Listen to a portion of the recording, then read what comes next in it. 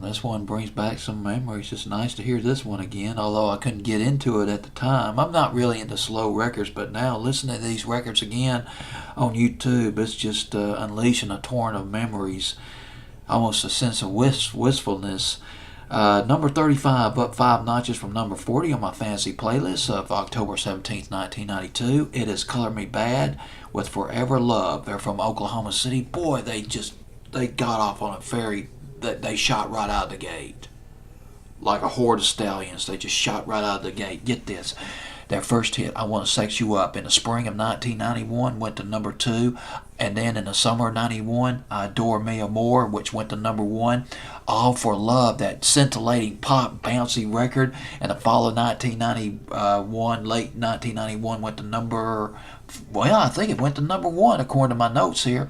And then their chart performance fell off sharply.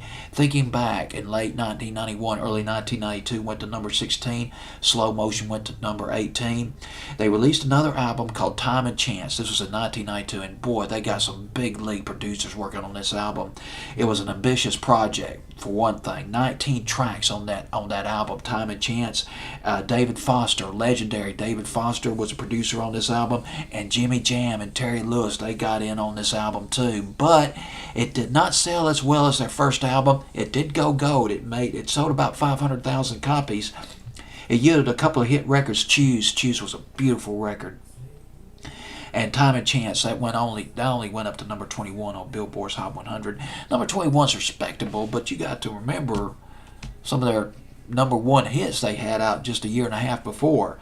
And of course, the group more or less split up around in the late 90s, and all the group members went their own way. Kevin Thornton deserves a mention. A group member, he left the band in 1998. He went into the ministry. He is now a licensed minister. He's an evangelist, a youth preacher.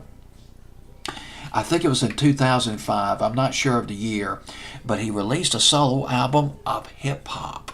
I take it that's Christian hip-hop, rap, gospel, and soul. That would be something to listen to right there, because I like that Christian. I like some of that Christian hip-hop, man. That stuff is really A1.